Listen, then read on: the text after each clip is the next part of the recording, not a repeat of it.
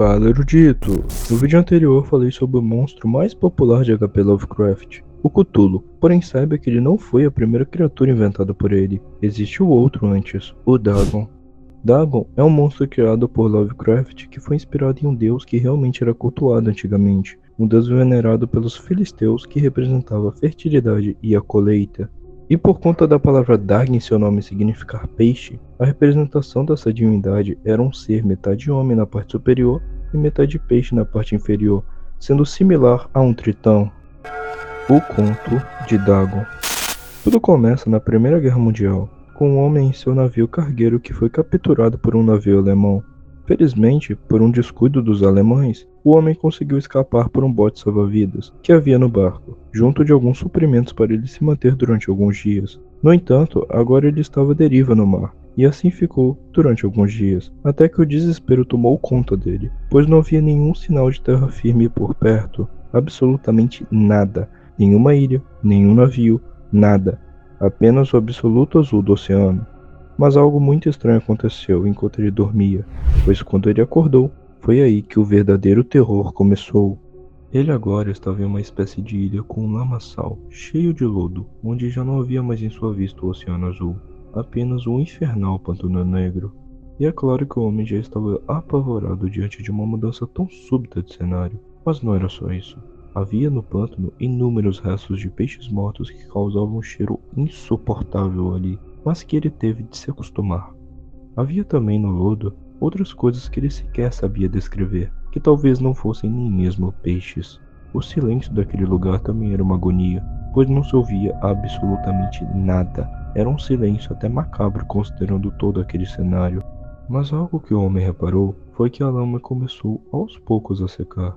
E seria possível, depois de algum tempo, caminhar por ali para descobrir mais sobre onde ele estava. Então ele andou durante alguns dias até chegar em uma grande elevação rochosa, e de lá, descendo um fosso, foi onde ele encontrou um monolito com figuras peculiares. Muitas eram criaturas conhecidas como lulas ou peixes, outras eram desconhecidas, algumas talvez fossem até mesmo divindades, ele pensou. Então de repente, com um leve tremor, a coisa apareceu acima das águas escuras e gaguejava, emitia sons rítmicos. Era enorme, horrendo e escamoso. A criatura abraçou o monolito, como se quisesse protegê-lo, e agitava seus braços sobre ele de um modo macabro, assim como a sua assustadora cabeça de peixe. Foi nesse momento que o homem enlouqueceu, perdeu a sua razão, e depois disso ele retornou ao seu barco e simplesmente apagou, acordando em um hospital em São Francisco. Pelo que foi dito ao homem, foi um capitão que resgatou seu barco à deriva no oceano, mas essa memória era tão nebulosa para ele que ele não conseguia se lembrar com clareza como tudo isso ocorreu.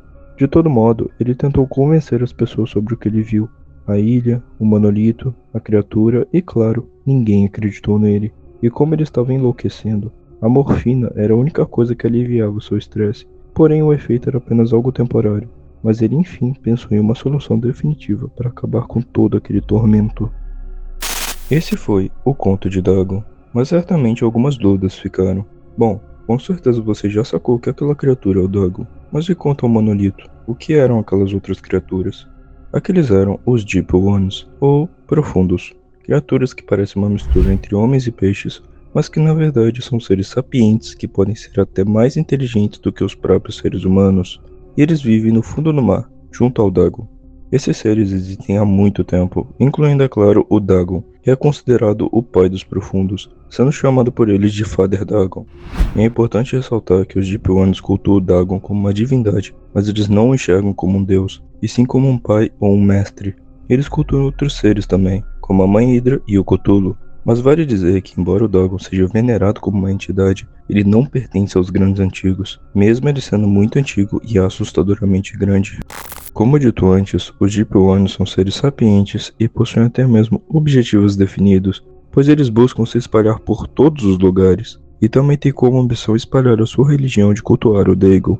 Esses seres, para se espalharem, buscam ter filhos híbridos com mulheres humanas, e para fazerem isso, eles vão até navios e apresentam a sua religião, prometendo maravilhas e riquezas do mar nunca antes vistas pela humanidade.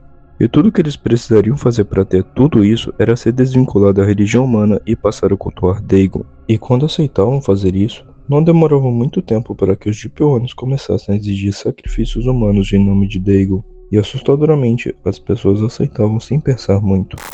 Algo interessante sobre os Deep Ones é que, assim como Dagon, eles são seres amortais, o que significa que eles não podem morrer de causas naturais, como velhice ou doenças, mas eles podem ser gravemente feridos e morrerem por conta disso. Bom, o conto de Dagon é um ótimo conto de Lovecraft. Ele traz aquele ar de suspense e ao mesmo tempo de solidão, e por isso eu recomendo bastante que você leia ele. Vale dizer que dentre todas as criaturas de Lovecraft, Dagon é a mais física e a menos abstrata delas, e esse é um dos motivos do porquê eu gosto tanto desse conto. Afinal, mesmo ainda sendo muito fantasioso, ele é um pouco menos do que os outros contos de Lovecraft, e as partes mais profundas do oceano ainda são um mistério para nós, então vai saber o que tem nele. Ah, eu esqueci de dizer, mas os Deep Ones podem continuar crescendo de tamanho mesmo após atingir a maioridade se eles tiverem acesso aos nutrientes certos, podendo chegar no mesmo tamanho de Dagon depois de alguns milênios. Isso me faz pensar no que poderia acontecer se todos os Deep Ones tivessem acesso a esses tais nutrientes.